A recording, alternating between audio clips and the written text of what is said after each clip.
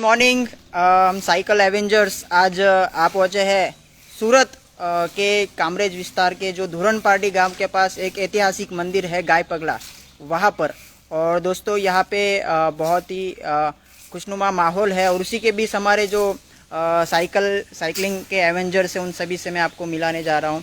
तो यहाँ पे हमारे साथ है दिलीप जी। तो ग्रेट मॉर्निंग, मेरा नाम दिलीप पटेल है। ये कंपनी का नाम उमिया ग्लास है। हम ग्लास के ऑथराइज डीलर है। सेंट गवर्नमेंट मोदी गार्ड सिस्टम के हम ऑथराइज डीलर है। हम लोगों का सपनों सजाते हैं। आज मुझे कहना चाहते हूँ, मुझे शीशे के घर से डर नहीं लगता। जिस घर में शीशा न हो मुझे घर नहीं लगता। लगाते हैं सालों से संगे मरमर। अब हर घर हर ऑफिस शीशा बिना खाली नहीं होता। ये माहौल में आए हैं, बहुत बढ़िया लगता है।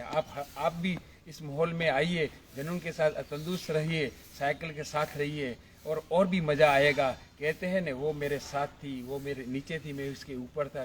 चिंता मत करो मेरे यारों, वो मेरी साइकिल थी। Thank you so much. Thank you so much Dilip ji. अभी हम आते हैं अरुण जी के पास। सो अरुण जी। अरुण पटेल और मेरी कंपनी का नाम है आईडीज इंटीरियर गैलरी। हम प्लाईवुड, लेमिनेट, हार्डवेयर और किचन फिटिंग के अंदर डील करते हैं और आपका घर सजा दें। Thank you so much Arun ji. अभी पंकज जी से हम जानेंगे उनके बारे में। नमस्कार दोस्तों, माई सेल्फ पंकज सोलंकी। काम हम करते हैं पेस्ट कंट्रोल सर्विसेज का और कंस्ट्रक्शन केमिकल का। पेस्ट कंट्रोल सर्विसेज पिछले 55 सालों से सेकंड जनरेशन में काम कर रहे हैं और कंस्ट्रक्शन केमिकल में we are dealing with all kind of construction chemical like tile, stone, adhesives, waterproofing chemicals. Waterproofing chemicals में हीटिंग सॉल्यूशंस का भी हम साथ में काम करते हैं। एक्सपांसन जॉइंट और साथ में आपका रिपेयर का कामकाज हो, इपॉक्सी फ्लोरिंग का कामकाज हो, इपॉक्सी ग्राउटिंग का कामकाज हो, किसी भी तरीके का कंस्ट्रक्शन केमिकल की नीड है तो we have one full stop solution, Narmada flooring corporation at Adajan Palanpur Patiya, Surat. Thank you very much दोस्तों। Thank you so much Pankaj ji. अभी हम मिलेंगे founder of Pravesh door mister Rakesh Bhagat. जी हाँ दोस्तों, 2003 से हम प्रवेश डोर में है फाउंडर।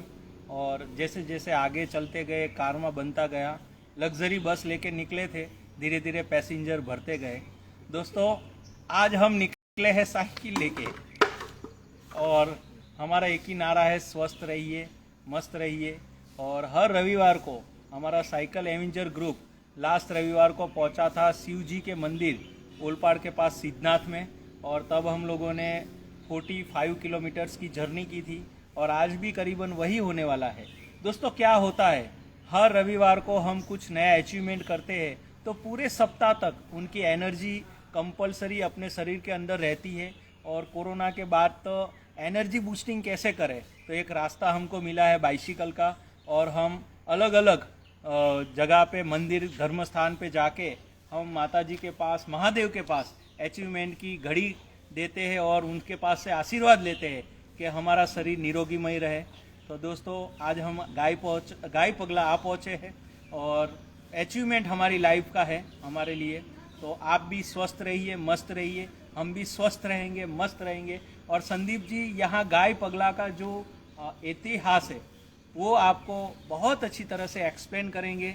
और दोस्तों अगले रविवार हमारे दिलीप जी, पंकज जी ने कहा है कि हम जाएंगे अंबाजी मंदिर, अठवा लाइन्स, वो भी करीबन हमारा 17, 18, 20 किलोमीटर होगा। तो यहाँ से ये महत्व देखिए क्या कह रहे हैं संदीप जी। संदीप जी आपको over. Thank you so much. Thank you so much. और ये हमने जान लिया अभी सारे एवेंजर्स के बारे में। अभी जानते हैं दोस्तों इस गाय पगला का इतिहास, इस गाय पगला का पौराणिक महत्व क्या है।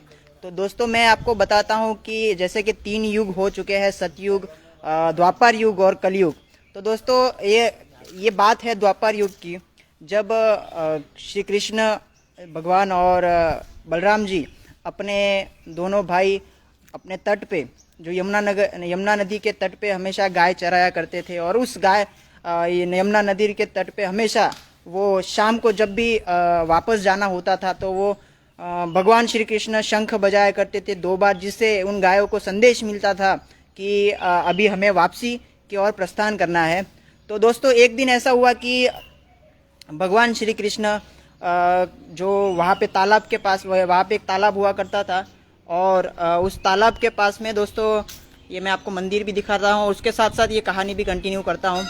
दोस्तों वो जो तालाब हुआ करता था, उसके पास में दोस्तों वो खेल रहे थे भगवान श्री कृष्ण, और भगवान श्री कृष्ण खेलते खेलते उनकी गेंद उस तालाब में जा गिरी जो यमुना नदी के पास में हुआ करता था। उस तालाब में एक बहुत भयंकर नाग, कालिया नाग जिसे कहा जाता था, वो कालिया नाग उस तालाब के अंदर हुआ करता था, जिसका भय पूरे नगर में था, पूरे वहाँ के परिसर में था। और उस वक्त भगवान श्री कृष्ण उस तालाब में गए और वो भीषण युद्ध उस कालिया नाग से किया और उस कालिया नाग को परास्त किया। और परास्त करने के बाद दोस्तों वो नाग फिर उस तालाब से ऊपर आया और उस नाग के ऊपर फिर भगवान श्री कृष्ण ने एक रास लीला की, और कहते हैं कि एक बहुत ही सुंदर सा एक नृत्य किया। और दोस्तों उसके बाद में जब श्री कृष्ण जी तालाब से बाहर आए तो वो बहुत थक चुके थे, और उसके बाद फिर जब उस दिन का जो शाम का जो शंख बजाना था, उस शंख बजाने से वो उन्होंने फिर बलराम जी को कहा कि आज का जो शंख है वो आपको बजाना है। तो जो 2 बार शंख बलराम जी ने पहली बार जो बजाया वो बिल्कुल सटीक था और बिल्कुल परफेक्ट उन्होंने बजाया, लेकिन जब दूसरी बार उन्होंने बजाया तब वो जैसे भगवान श्री कृष्ण शंख बजाया करते थे वैसे वो बजा नहीं पाए। तो उसी वक्त दोस्तों फिर जो गायों के बीच में एक ऐसी सोच आ गई कि ये भगवान श्री कृष्ण की शंख की आवाज़ नहीं है, ये गुमराह करने का ये है। तो भय उन गायों में निर्माण हुआ और उस वक्त वो गाय सारी के सारी गाय अफरा तफरी के बीच में 10,000 गायों की मौत हो गई। और उस वक्त जो क्या कहते हैं कि गौ हत्या का पाप भगवान श्री कृष्ण और बलराम जी के ऊपर आया, और उस गौ हत्या के पाप के बाद में दोस्तों फिर उस शंख जो बजाया करते थे भगवान श्री कृष्ण और बलराम जी वो काला हो गया। बलराम जी का जो शस्त्र था हल वो काला हो गया। फिर वो दोनों भाई जो भगवान श्री कृष्ण और बलराम जी जो हुआ करते थे, दोनों भाई फिर एक ऋषि के पास गए और उन ऋषि को बताया कि ये घटना हमारे साथ हुई, हमारे पे गो हत्या का पाप लगा हुआ है।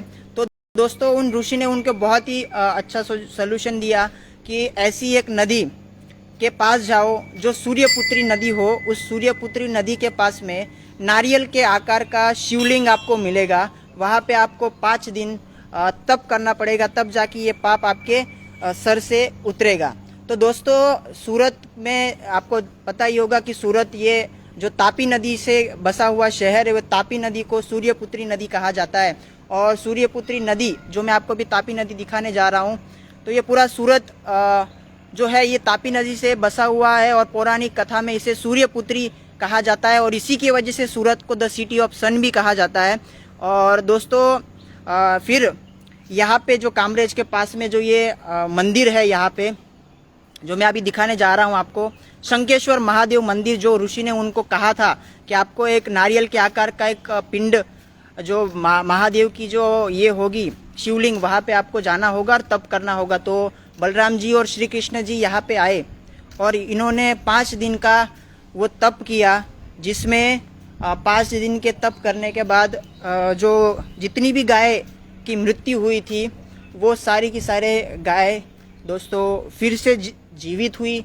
और जीवित होने के बाद फिर यहाँ से फिर वो गायों की पैरों के निशान आप देख सकते हैं। तो यहाँ पे हमें रह चुके थे, और गुजराती में कहा जाता है कि गाय का जो पैर होता है उसको गाय पगला कहा जाता है। जो गाय के जो पैर होते हैं उनको गाय पगला कहा जाता है। और इस मंदिर की विशेषता यह है कि यहाँ पे जो भगवान श्री कृष्ण और बलराम जी जो आए थे तप करने के लिए, तो उस वक्त जो गाय जीवित हुई थी उन गायों के पैरों के निशान इस मंदिर में आपको देखने को मिलेंगे। ये वही दोस्तों ये वही मंदिर है जहाँ पे 2 पिंड शिवलिंग आपको देखने को मिलेंगी। एक शिवलिंग है जो स्वयंभू महादेव की रचित है, और दूसरी जो शिवलिंग आप देख सकते हो वो भगवान श्री कृष्ण ने स्थापित की हुई है उनके तप के लिए। जो भगवान श्री कृष्ण यहाँ पे आए थे और उन्होंने जो तप किया था, तो उस तप के लिए जो उन्होंने शिवलिंग बनाई थी वो एक शिवलिंग यहाँ पे है।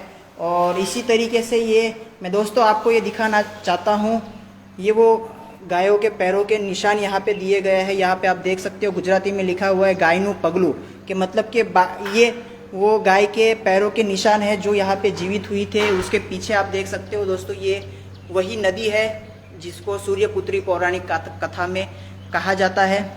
और उसी के साथ साथ दोस्तों ये भगवान श्री कृष्ण जी और बलराम जी जो यहाँ पे तप करने हुए आए हुए थे, ये सारी वो गाय जो यहाँ पे पुनः जीवित हुई थी वो तप के बाद में।